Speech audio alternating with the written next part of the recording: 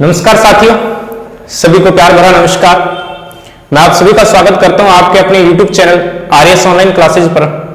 तो साथियों, जैसे आपको विदित होगा कि आगामी जनवरी के अंदर सीईटी का जो एग्जाम आ रहा है और भी जो भर्ती परीक्षा प्रतियोगी हो रही है, तो उनके अंदर अपने राजस्थान जीके, इंडिया जीके जो अति महत्वपूर्ण है और उसमें से प्रत्येक प्रतियोगी परीक्षा के अंदर अगर हम बात करें तो 2 या 3 क्वेश्चन हमें देखने को मिल जाते हैं। तो साथियों, आज अपने उसी 2 प्रतियोगी परीक्षा के लिए 2 या 3 क्वेश्चन जो पूछे जाते हैं उन क्वेश्चनों को अपने पूरे डाउट के साथ क्लियर करेंगे।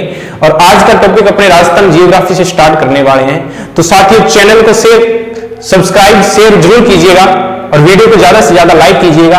और वीडियो को साथियों जब ही लाइक कीजिएगा, शेयर तभी कीजिएगा जब आपको अच्छे तरीके से समझ में आए। अगर समझ में नहीं आता है तो साथियों मुझे बताइएगा कमेंट बॉक्स के अंदर कि हमें यहां से वीडियो समझ में नहीं आया है, तो मैं दोबारा बताने की कोशिश करूंगा साथियों। तो साथियों, ज्यादा समय व्यतीत नहीं करते हुए आज के सेशन की अपन शुरुआत करते हैं। और आज का जो हमारा टॉपिक रहने वाला है वो रहेगा राजस्थान का भूगोल। तो साथियों देखो, सबसे पहले अपने राजस्थान का भूगोल पढ़ते हैं। तो राजस्थान के बारे में थोड़ा बहुत सामान्य ज्ञान होना अपने को बहुत जरूरी है। तो सबसे पहले अपने राजस्थान के नाम के बारे में जानेंगे और किस तरीके से राजस्थान की उत्पत्ति हुई थी, इन चीजों के बारे में अपने अध्ययन करेंगे और इस तरीके से करेंगे कि अपने को दोबारा वो चीज पढ़नी ना पड़े। तो साथियों बने रहिए क्लास के एंड तक। तो राजस्थान देखिए, सबसे पहले अपनी बात करते हैं राजस्थान का। अपने एक साधारण सा मानचित्र लेते हैं और सबसे पहले विचित्र बात है कि आप सभी को अगर प्रतियोगी परीक्षा की तैयारी कर रहे हो तो आपको राजस्थान का मानचित्र आना बहुत जरूरी है। अगर आपको मानचित्र नहीं आता है तो आप अच्छे प्रतियोगी किसी हालात में नहीं हो। तो ध्यान रखिएगा साथियों, इस तरीके से अपने एक बार टेम्परेरी जो राजस्थान का मानचित्र वो बनाते हैं और उसके बाद इसे बड़े प्यार से अच्छे तरीके से समझेंगे किस तरीके से मानचित्र के अंदर जो क्वेश्चन पूछे जाते हैं मोस्ट वो कैसे पूछे जाएंगे। तो साथियों सबसे पहले देखो, राजस्थान के हम नामकरण की बात करते हैं, उसके बाद में मैप में लेके चलूंगा आपको किस तरीके से आपको मैप समझना है, अच्छे तरीके से याद होना चाहिए। तो साथियों सबसे पहले अपने राजस्थान के नामकरण की बात आती है तो ध्यान रखना, हमें सबसे पहले अगर पूछा जाएगा तो राजस्थान का हमसे प्राचीन नाम पूछा जाएगा। क्या पूछा जाएगा? प्राचीन नाम पूछा जाएगा। जब प्राचीन नाम की बात आ जाएगी ना साथियों, तो ध्यान रखना हमारा दिमाग में एक ही क्वेश्चन आना चाहिए कि जब राजस्थान का प्राचीन नाम पूछ लिया जाए तो हमारे दिमाग में एक क्वेश्चन खटक जाना चाहिए कि हमारा सबसे प्राचीन वेद है वो कौन सा है जी। तो हमारा राइट ऑप्शन हो जाएगा, जो हमारा सबसे प्राचीन वेद माना जाता है वो ऋग्वेद माना जाता है। यहां तक बात क्लियर हुई होगी। प्राचीन वेद कौन सा? कि सर ऋग्वेद होता है।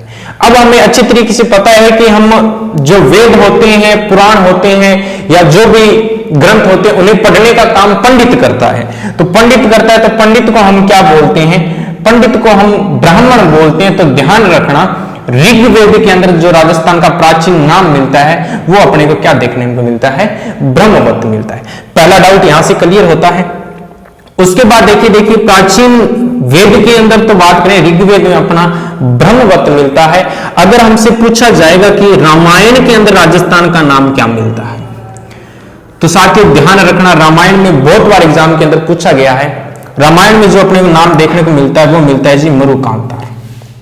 रामायण के अंदर राजस्थान का प्राचीन नाम क्या मिलता है? मरुकांतार मिलता है साथियों। ठीक है, उसके बाद अपने और बात करें रामायण के अंदर, फिर देखिएगा आगे अगर हमसे और पूछ लिया जाएगा साथियों कि जॉर्ज थॉमस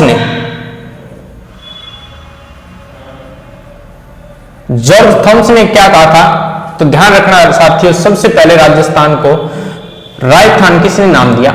तो जॉर्ज थॉमस ने दिया था। यह बात हमें अच्छे तरीके से विचित्र है पता होना बहुत जरूरी है। पहले तो राजस्थान का नामकरण प्राचीन नाम क्या? ऋग्वेद। ऋग्वेद प्राचीन वेद है जिसमें राजस्थान का नाम क्या मिलता है जी? ब्रह्मवत मिलता है। रामायण में राजस्थान का नाम क्या मिलता है? मरुकांतार मिलता है। ठीक है साथियों, जॉर्ज थॉमस ने क्या कहा था? राजस्थान। उसके बाद अगर और बात करें हम तो साथियों एक क्वेश्चन बनता है colonel James Tod. Colonel James Tod ने राजस्थान को क्या नाम दिया है? तो ध्यान रखना, कर्नल जेम्स टोड ने राजस्थान को एक तो राजस्थान कहा था और रजवाड़ा शब्द का प्रयोग किसने किया था? तो ध्यान रखना रजवाड़ा शब्द का जो सर्वप्रथम प्रयोग किया था वो किसने किया था? कर्नल जेम्स टोड ने किया था साथियों। ठीक है, तो यहां तक आशा है समझ में आया होगा। इसका थोड़ा सा स्क्रीनशॉट ले लीजिए, फिर अपने आगे बात शुरू करते हैं। एक एक डाउट को हम अच्छे तरीके से क्लियर करेंगे साथियों, और बड़े ही प्यार से जो जो बातें अपने को समझ में आने वाली है और जो नहीं आती है वो काम मेरा रहेगा समझाने का। हम अच्छे तरीके से लेकर और जो एग्जाम में सीधे क्वेश्चन पूछे जाते हैं उनके बारे में हम चर्चा करेंगे। तो चलिए साथियों, आज की सेशन की हम शुरुआत करते हैं। परिचय देखो, नामकरण का हमें पता है कि राजस्थान का नामकरण किस तरीके से हुआ था। अब देखिए क्वेश्चन क्या आता है। हमें कुछ नहीं देखना है, हमें जो नामकरण के बाद हमारा जो हेडिंग रहने वाली है वो रहने वाली है जी राजस्थान की स्थिति। राजस्थान की स्थिति की बात करें और स्थिति व विस्तार की बात करते हैं। राजस्थान की स्थिति व विस्तार, इन दोनों चीजों की बात करते हैं कि राजस्थान कहां से कहां तक फैला हुआ है और इसकी स्थिति क्या है, ग्लोब के अंदर स्थिति क्या है, अगर इंडिया का मैप उठाकर देखा जाए तो इसकी स्थिति क्या है, एशिया के अंदर इसकी स्थिति क्या है, इनके बारे में अपनी चर्चा करते हैं आज के सेशन के अंदर। ठीक है साथियों, तो देखिए स्थिति की और विस्तार की बात करते हैं। देखिए स्थिति के अंदर हमें दो चीज पता होना बहुत जरूरी है। कितनी चीज साथियों? तो हमारे दिमाग में खटक जाना चाहिए कि जो स्थिति होगी वो दो चीजों को पता होना चाहिए। ठीक है, स्थिति एक तो हमें क्या पता होना चाहिए कि उसके अक्षांशीय विस्तार, अक्षांशीय स्थिति क्या है। ठीक है, एक तो हमारी स्थिति पूछी जाएगी, वो किससे पूछी जाएगी? अक्षांश से पूछी जाएगी। और उसके बाद साथियों दूसरी जो स्थिति हमसे पूछी जाती है बहुत बार, वो पूछी जाती है किसके द्वारा? देशांतरीय स्थिति पूछी जाती है। ठीक है साथियों, अक्षांशीय स्थिति, देशांतरीय स्थिति हमसे पूछी जाती है, बहुत बार पूछी गई है। विस्तार हमसे पूछा जाता है उत्तर से दक्षिण तक। ठीक है, उत्तर से दक्षिण तक कितना फैला हुआ है, पूर्व से पश्चिम तक कितना है।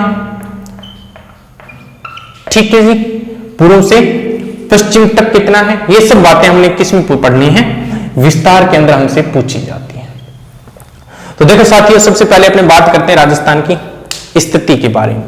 अक्षांश एवं देशांतर, उत्तर से दक्षिण, पूर्व से पश्चिम।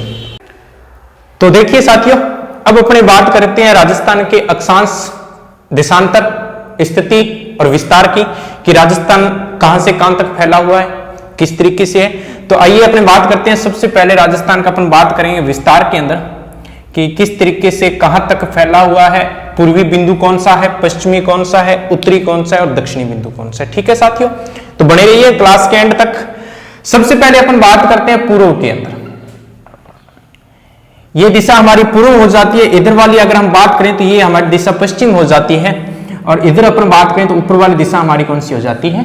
उत्तर दिशा हो जाती है, और नीचे वाली ये दिशा अपने कौन सी है? दक्षिण दिशा है साथियों। अब देखिए अपन सबसे पहले बात करते हैं पूर्व के अंदर, और पूर्व से अपने पूछा जाता है कि राजस्थान का पूर्वी बिंदु कौन सा है, पूर्वी जिला कौन सा है। तो ध्यान रखना पूर्वी जिला कौन सा है, जिला हमारा हो जाएगा धौलपुर। जिले की अगर हम बात करें तो जिला कौन सा हो जाएगा? जिले की अगर हम बात करेंगे तो साथियों जिला हमारा हो जाएगा धौलपुर। ठीक है सर। उसके बाद अगर हम बात करें पश्चिम के अंदर जिला कौन सा आता है, पश्चिम में जिला बहुत बार पूछा गया है। जितना पूर्वी जिला नहीं पूछा जाता उतना एग्जाम के अंदर पश्चिमी जिला पूछा जाता है। तो पश्चिम के अंदर जिला अपना कौन सा आ जाता है? जैसलमेर। पश्चिमी जिले की अगर हम बात करें तो पश्चिमी जिला हमारा कौन सा आने वाला है साथियों? जैसलमेर आ जाता है। ठीक है। उसके बाद अपन बात करें उत्तरी जिला, तो ध्यान रखना उत्तरी जिला हमारा हो जाएगा जी, इसके अंदर हम करके आएंगे उत्तर के अंदर हमारा कौन सा है? गंगानगर। एक बात ध्यान रखना साथियों, कई बच्चे क्या करते हैं, दो ऑप्शन दिए होते हैं गंगानगर और हनुमानगढ़ दिया होता है, और कई बच्चे क्या करते हैं हनुमानगढ़ कर आते हैं। तो उसका विशिष्ट ध्यान रखना है, जो उत्तरी जिला आएगा वो कौन सा आएगा जी? गंगानगर आने वाला है। और दक्षिण में अपने जो जिला आता है, दक्षिणतम जिला हो जाएगा कौन सा? तो राजस्थान के अंदर दक्षिणतम जिला जो होता है वो हो जाएगा जी बांसवाड़ा। दक्षिणतम जिला कौन सा होता है? तो हम लिख देंगे बांसवाड़ा। अब आइए, जिला हमें पता चल चुका है कि पूर्व के अंदर धौलपुर जिला आता है, पश्चिम में जैसलमेर है, उत्तर में श्री गंगानगर है, और जिला दक्षिण में बात करें, दक्षिण में कौन सा हो जाएगा? बांसवाड़ा। अब देखो साथियों, याद कैसे रखना है, समस्या कहां आती है कि आपको इतना पता है, सूर्य जो उदय होता है सबसे पहले, सूर्योदय किस दिशा में होता है? सूर्योदय पूर्व दिशा के अंदर होता है। यानी कि अपने आम भाषा, बागड़ी भाषा में बात करूं कि सूर्य उगते ही क्या होता है? जी सूरज उग्यो, उगते ही दिन की हो जाए, दोनों हो जाए, तो सूर्य किली साइड उग्यो, तो अपने ध्यान रखना कि पूर्व दिशा में।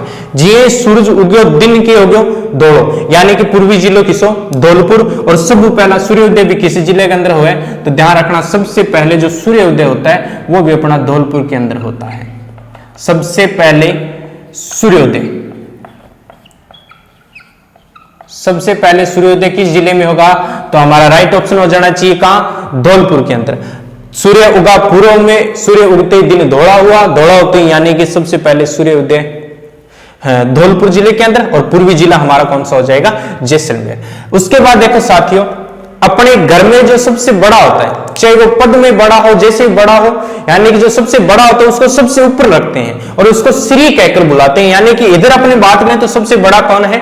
श्री गंगानगर है। चाहे गर्म जिले की बात कर लोगे, चाहे आप फल मंडी की बात कर लोगे, कृषि औजारों के अंदर आ जाओगे, यानी सबसे बड़ा आता है ये। तो ध्यान रखना, घर में जो बड़ा वो सबसे ऊपर आता है। तो यहां अपने सबसे बड़ा कौन है? श्री गंगानगर है, तो श्री गंगानगर हो जाएगा ऊपरी जिला। उसके बाद देखिए, जो घर के अंदर किसी काम का नहीं होता, बने बनाए यानी कि थोथो बांस हो, बिन सारा नीचे रखा, बिन कोई महत्व को नहीं है, तो यानी कि सब नीचे अपनों की आ जाएगा, बांसवाड़ा आ जाएगा। सूर्य तो पूर्व में होगा तो दिन दौड़ो, यानी कि धौलपुर जिला आ गया। उत्तर में पद से बड़ा, कद में बड़ा, और प्रत्येक चीज से देखा जाए बड़ा होगा तो बड़ा होता है, उसके आगे हम श्री लगाते हैं, यानी कि श्री गंगानगर। जो को व्यक्ति की काम को ना हुआ वो बने बनाए बांस हुआ, यानी कि बिना आप सारा नीचे ले गया वहां तो अठ नीचे जिलों की आ जाएगा, बांसवाड़ा आ जाएगा। और पूर्व के जस्ट पश्चिम में आपका कौन सा आ जाता है? जैसलमेर आ जाता है। ठीक है, उसके बाद देखिए, अब अपने बात करते हैं कि सर जिला हमें पता है श्री गंगानगर है, ये हमें भी पता था कि आपने चलो बता दिया, अच्छी बात है, श्री गंगानगर है। पर हमारा कंफ्यूज कहां होता है? एक तो कंफ्यूज ये होता है कि तहसील कौन सी है। जिला हमें पता है कि पूर्वी जिला उत्तरी जिला श्री गंगानगर होता है, तहसील और समस्या आती है हमें गांव याद रखने के अंदर कि ये गांव कौन सा होता है उत्तरी, और तहसील कौन सी होती है। तो साथियों एक चीज ध्यान रखना, 90 डिग्री का कोण बिल्कुल सीधा बनता है। 90 डिग्री का कोण जिस तरीके से आप बनाओगे यूं बनेगा 90 डिग्री का, यानी कि सीधा होता है ना, बिल्कुल 90 डिग्री का कोण बनेगा। तो ध्यान रखना बिल्कुल सीधा ऊपर की ओर गांव कौन सा हो जाएगा? कोणा गांव हो जाएगा। 90 डिग्री का कोण बिल्कुल सीधा बना तो कौन सा हो जाएगा? गांव कोणा गांव हो जाएगा। और तहसील की बात करें तो तहसील साथियों आपकी एक हो जाती है हिंदूमलकोट। तहसील कौन सी हो जाती है? हिंदूमलकोट।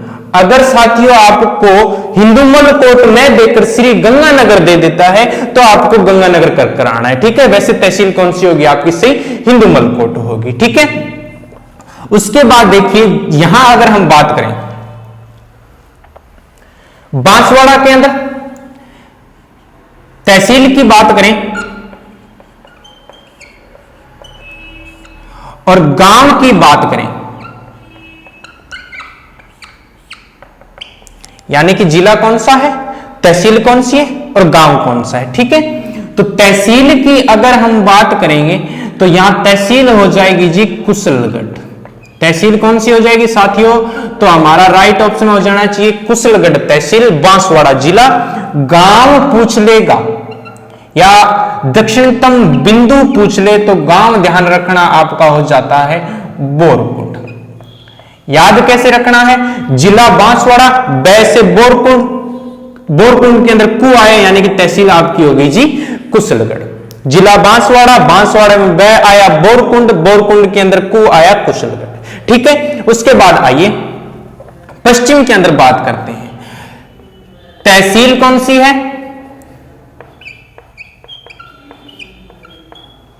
और गांव कौन सा है, ये चीज देखनी है अपने को। ठीक है ना, याद यही हो जाएगी, बस थोड़ा सा एक वीडियो को 2 या 3 बार देख लेना, अच्छी तरीके से याद हो जाएगी। पहली बात, उम्मीद है कि आपको यही याद हो चुका है कि जैसलमेर के तरह हम बात करें, तहसील पूछ ली जाए तो ध्यान रखना, पश्चिमी जो तहसील होती है वो तहसील हमारी हो जाएगी जी कौन सी, सम तहसील होने वाली है। कौन सी तहसील हो जाएगी साथियों, तो याद रखना सम तहसील। उसके बाद देखिए गांव, बिल्कुल इजी है, कुछ भी नहीं करना, थोड़ा सा दिमाग लगाना है आपका। गांव कौन सा है, कटरो। एक वर्ष सिद्ध ही नहीं है, याद रखो। पहले इधर आओ, यहां जिला कौन सा है कि सर जी धौलपुर के अंदर है।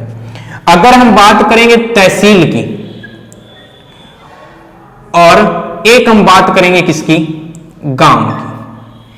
पूर्वी गांव पूछ लेगा तो साथियों हमें पूर्वी गांव करके आना है कौन सा, सिलाना गांव। पूर्वी गांव कौन सा, सिलाना। इसी सिलाना को बोला जाता है सिलावट। क्या बोला जाता है साथियों, सिलाना को ही हम दोबारा बात करें तो एक सिलावट बोला जाता है और एक क्या बोला जाता है जी, सिलाना बोला जाता है। तहसील की बात करेंगे तो तहसील हमारी हो जाएगी जी राजा खेड़ा। तहसील कौन सी होने वाली है, राजा खेड़ा। अब इधर देखो, इसको फटाक से रिवीजन कर लो ताकि याद हो जाए। पूर्वी जिला यानी कि सूरज पूर्व में उगा, उगते दिन दौड़ो या धौलपुर के अंदर। तहसील राजा खेड़ा, गांव आपको याद रखना है सिलान। अब इसको किस तरीके से याद रखना है, जस्ट इसके विपरीत में कौन है, जैसलमेर। जैसलमेर में तहसील कौन सी सर जी, सम। गांव कौन सा, कटरा।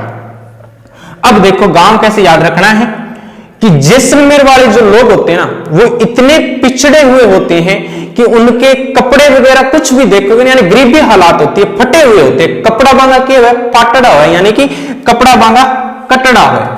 जद बांगा कपड़ा कटड़ा होसी तो बे सिलान वास्ते बिल्कुल जस्ट सामने बंदो होसी भी कन जाएगा। कपड़ा कटड़ा सिलान वास्ते जस्ट बिंग सामने लगन भाजे, यानी कि अठे गांव कौन सो आ गयो, सिलाना। कपड़े कटे हुए थे, सिलाना गांव चले गए सिलाने के लिए, तो जस्ट आमने सामने हो गए। उधर उत्तर में मैंने बताया था जो पद में बड़ा वो ऊपर आ जाएगा, श्री गंगानगर। तहसील हिंदू मलकोट, गांव कोणा यानी कि 90 डिग्री का कोणा अपने ऊपर बनाते हैं। यहां अपने बात करें जिला बांसवाड़ा, और बांसवाड़ा के बाद बै से बोरकुंड, को से कौन सी हो जाएगी, कुशलगढ़ तहसील हो जाएगी। ठीक है साथियों, तो यहां तक आज का सेशन था।